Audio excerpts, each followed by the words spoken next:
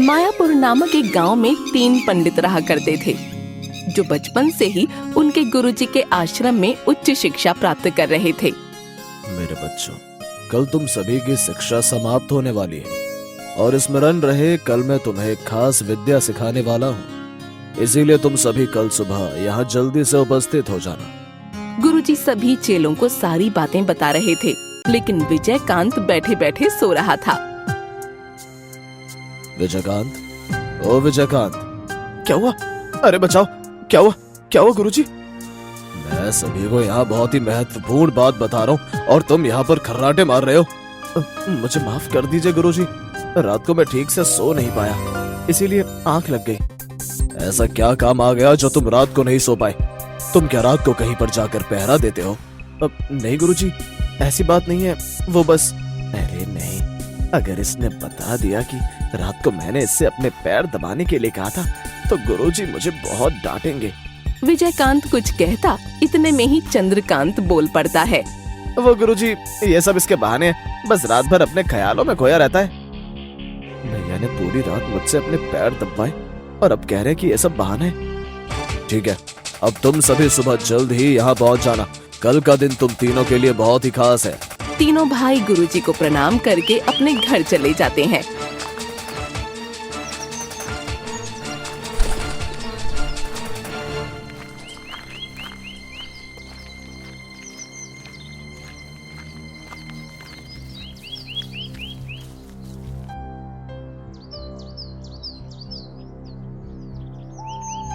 कल हमारी शिक्षा पूर्ण हो जाएगी और फिर हम एक शक्तिशाली पंडित बन जाएंगे। सही कहा तुमने लक्ष्मीकांत, कल का दिन हमारे लिए स्वर्ग के समान है। क्या मैं भी शक्तिशाली पंडित बन जाऊंगा? तुम और शक्तिशाली पंडित, तुमने तो तुम्हारी एक भी शिक्षा पूरी की ही नहीं है। हाँ भैया, इसने तो अपना सारा समय सोने में लगा दिया। तुमने एक शिक्षा बहुत ही अच्छे से पूर्ण की है और वो है रात को जागना और दिन में सोना। ये कहकर दोनों भाई उसका मजाक उड़ाने लगते हैं। चलो, अब रात बहुत हो गई है लक्ष्मीकांत, सो जाओ, सुबह जल्दी उठना है। हाँ, मैं भी सो जाता हूँ। भैया, मुझे भी तो गुरुजी के आश्रम में जाना है। तुम वहाँ जाकर क्या करोगे विजयकांत? तुम तो यहाँ अपनी सोने की शिक्षा पूरी करना। विजयकांत, मेरे पैर में दर्द हो रहा है, थोड़ी देर मेरे पैर दबा दोगे? लेकिन भैया, कल फिर मेरी नींद देर से खुलेगी, मुझे भी सो जाने दीजिए। अपने बड़े भाई की बात नहीं मानोगे? चुपचाप कुछ देर मेरे पैर दबाओ, हम तुमको सुबह जल्दी उठा देंगे। ठीक है भैया, मैं आपके पैर दबा देता हूँ। विजयकांत उन तीनों भाइयों में से सबसे छोटा था, इसलिए चंद्रकांत और लक्ष्मीकांत उस पर अपना हुक्म जताया करते थे। भैया, मुझ पर ये सब अत्याचार क्यों करते हैं? क्या मैं उनका भाई नहीं हूँ?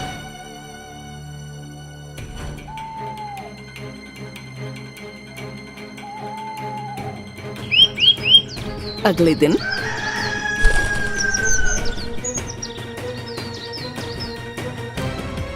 अरे लक्ष्मीकांत, उठो, जल्दी उठो, नहीं तो हमको देर हो जाएगी।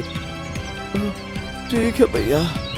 लक्ष्मीकांत और चंद्रकांत दोनों गुरुजी के पास जाने के लिए तैयार हो जाते हैं, लेकिन विजयकांत देर रात तक जागने के कारण सो ही रहा था। भैया, आज मुझे बहुत खुशी हो रही है कि हम आज अपनी शिक्षा पूरी कर लेंगे। हाँ लक्ष्मीकांत, तुमने ठीक कहा, आज हम एक ज्ञानी और शक्तिशाली पंडित बन जाएंगे।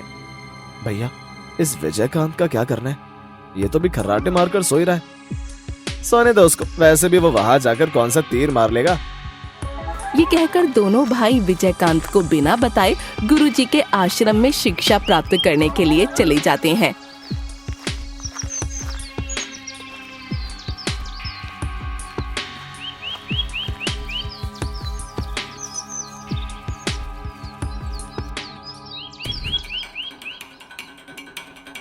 अरे चंद्रकांत, केवल तुम दोनों ही आए हो? विजयकांत कहाँ है? होना कहाँ है गुरुजी, वो तो अभी भी सो ही रहा है। क्या इसको पता नहीं कि मैं आज इसको कितनी महत्वपूर्ण शिक्षा देने वाला हूँ? आज इसका इस आश्रम में आखिरी दिन है और ये अभी भी सो ही रहा है। गुरुजी, उसने आज तक एक भी शिक्षा पूरी की है जो आज करेगा? खैर छोड़ो, अब मैं तुम्हें जो शिक्षा देने वाला हूँ उसको ध्यान से समझना और सुनना। गुरुजी दोनों भाइयों को शिक्षा दे रहे थे और इधर विजयकांत अभी सो ही रहा था। आज तुम दोनों को इस आश्रम में पूरे 20 वर्ष हो जाएंगे और इन वर्षों में तुमने बहुत कुछ सीखा है। अब मैं तुम्हें एक मंत्र देता हूँ। गुरुजी ने दोनों भाइयों को वो शक्तिशाली मंत्र बता दिया। तो अब तुम्हारी शिक्षा पूर्ण होती है, और हाँ याद रहे, इस शिक्षा का कभी भी गलत इस्तेमाल मत करना। ठीक है गुरुजी, हम इस मंत्र का कभी भी गलत इस्तेमाल नहीं करेंगे। गुरुजी अब हमें जाने की आज्ञा दीजिए।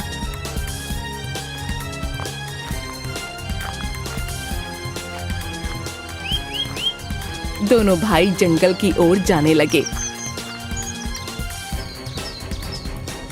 इधर विजयकांत की नींद खुलती है। अरे नहीं, सुबह के 10 बज गए और चंद्रकांत भैया ने उठाया भी नहीं। मुझे तुरंत ही गुरुजी के पास जाना होगा। विजयकांत दौड़ते हुए गुरुजी के पास जाता है। गुरुजी अपनी भक्ति में लीन थे। प्रणाम गुरुजी, आने में थोड़ी देरी हो गई। विजयकांत, तुम इतनी देर से कहाँ थे? तुम्हें पता है शिक्षा कब की पूर्ण हो चुकी है? गुरुजी मुझे माफ कर दीजिए, देर रात तक जागने के बाद मेरी नींद ही नहीं खुली। कृपया करके मुझे माफ कर दीजिए। तुमने रात भर क्या किया जो सुबह इतनी देर से उठे हो? फिर विजयकांत ने रात वाली सारी बात गुरुजी को बताई।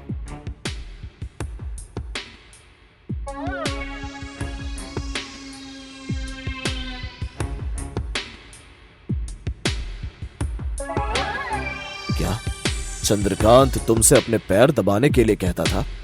तो क्या अब मुझे शिक्षा नहीं मिलेगी गुरुजी? मैं अभी तक की सबसे शक्तिशाली मंत्र तुम्हें देने वाला हूँ, इसको ध्यान से समझना। फिर गुरुजी ने वो मंत्र विजयकांत को बताया और उससे कहा, ये बहुत ही शक्तिशाली मंत्र है, इसका कभी भी गलत इस्तेमाल मत करना। ठीक है गुरुजी, मैं इस मंत्र का कभी भी गलत इस्तेमाल नहीं करूंगा। लेकिन चंद्रकांत भैया और लक्ष्मीकांत भैया कहाँ हैं? वो एक घने जंगल में भ्रमण के लिए गए हैं। मैं भी उनके पास जाता हूँ। अब मुझे आज्ञा दीजिए गुरुजी। विजयकांत उन दोनों भाइयों को ढूंढने के लिए जंगल में चला जाता है।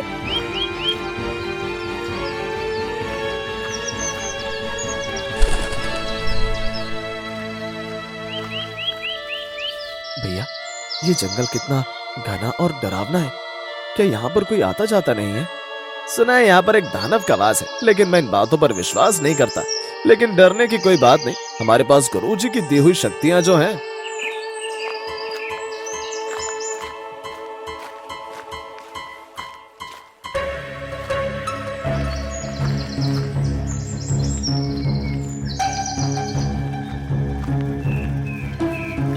थोड़ी दूर जाने के बाद दोनों भाइयों को एक बक्सा दिखाई देता है। अरे ये बक्सा किस चीज का है?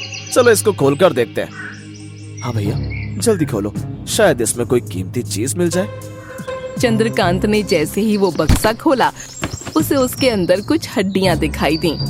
अरे इसमें तो हड्डियां हैं और इसमें से तो बहुत तेज बदबू आ रही है। लेकिन ये हड्डियां किस प्राणी की हैं? मुझे ऐसा लगता है कि ये हड्डियां किसी दानव की हैं। अरे हाँ, मैं गुरुजी की तंत्र विद्या से इन हड्डियों को जोड़कर इनमें मांस प्रदान कर सकता हूँ। अरे वाह लक्ष्मीकांत, तुमने ये विद्या भी सीख ली। चलो अब जल्दी से इन दानव की हड्डियों को जोड़ो। फिर लक्ष्मीकांत ने उन हड्डियों को जोड़कर उनमें मांस प्रदान किया और वो कंकाल दानव बन गया।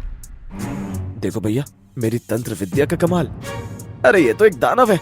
तुमने तो अपनी विद्या दिखा दी, अब मेरी बारी है। मैं अपनी विद्या से इस दानव में प्राण डाल सकता हूँ।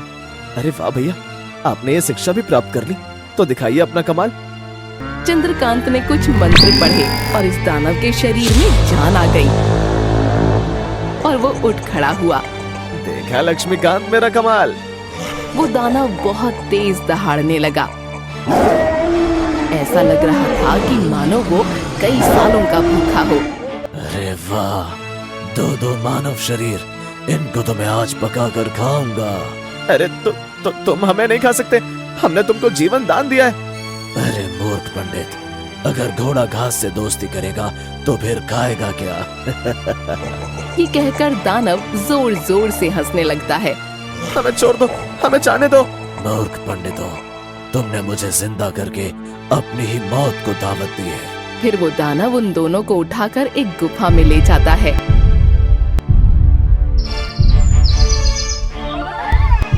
और उन दोनों को एक जगह बांध देता है। तुम यहीं रुको, मैं खाने के लिए मिर्च मसाले का इंतजाम करता हूँ। ये कहकर वो दानव गुफा से बाहर चला जाता है। इधर विजयकांत अपने दोनों भाइयों को ढूंढ रहा होता है। चंद्रकांत भैया, लक्ष्मीकांत भैया, आप कहाँ हैं? दोनों भाइयों को ढूंढते ढूंढते वो उसी गुफा के पास पहुंच जाता है जहां लक्ष्मीकांत और चंद्रकांत बंधे हुए थे। अरे कोई हमें बचाओ! अरे ये आवाज तो चंद्रकांत भैया की है। बचाओ, कोई हमें बचाओ! अरे ये आवाज तो इस गुफा के अंदर से आ रही है। कहीं भैया कोई मुसीबत में तो नहीं है? मुझे अंदर जाकर देखना चाहिए। फिर विजयकांत उस गुफा के अंदर जाता है।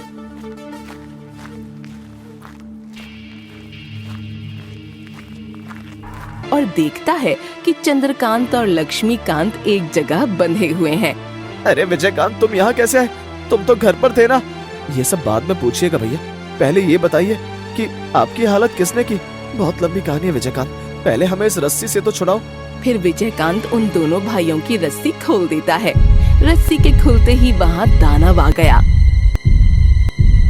अरे वाह, 3 मानव शरीर, अब तो और मजा आएगा खाने में। कौन हो तुम? मैं एक दैत्यवंशी दानव हूँ। एक ऋषि ने मुझे श्राप के कारण एक बक्से में कंकाल बना दिया था। इन मूर्ख पंडितों ने मुझे जिंदा कर दिया। दुष्ट दानव, तेरा हमें खाने का सपना सपना ही रह जाएगा। हाथी चले बाजार, कुत्ते भौंके हजार, तो अब तुम मुझे मारोगे? जैसे ही वो दानव विजयकांत पर हमला करता है, विजयकांत अपनी शक्तियों से उस दानव के प्राण छीन लेता है और वो दानव वहीं नीचे गिर जाता है। अरे वाह विजयकांत, तुमने तो इस राक्षस के प्राण छीन लिए, लेकिन तुमने तो एक भी शिक्षा पूर्ण नहीं की थी। फिर ये तुमने कैसे किया? फिर विजयकांत ने गुरुजी की सारी बात दोनों भाइयों को बताई। मुझे माफ कर दो विजयकांत, मैंने तुम पर बहुत अत्याचार किए। आप कैसी बात कर रहे हैं भैया? आप मुझसे बड़े हैं, आप जितना चाहे मुझे डांट सकते हैं। चलिए अब घर चलते हैं। तो क्या तुमने हमें माफ कर दिया? अरे हाँ मेरे प्यारे भैया, अब मुझे अच्छी तरह से समझ आ गया कि जीवन में किताबी ज्ञान ही जरूरी नहीं है, बल्कि हमें प्रकृति का ज्ञान भी लेना चाहिए। आपने सही कहा चंद्रकांत भैया। अब बातें यहीं करते रहोगे कि घर भी चलोगे? रात को मुझे आपके पैर भी दबाने हैं। विजयकांत की बात सुनकर दोनों भाई हंसने लगते हैं।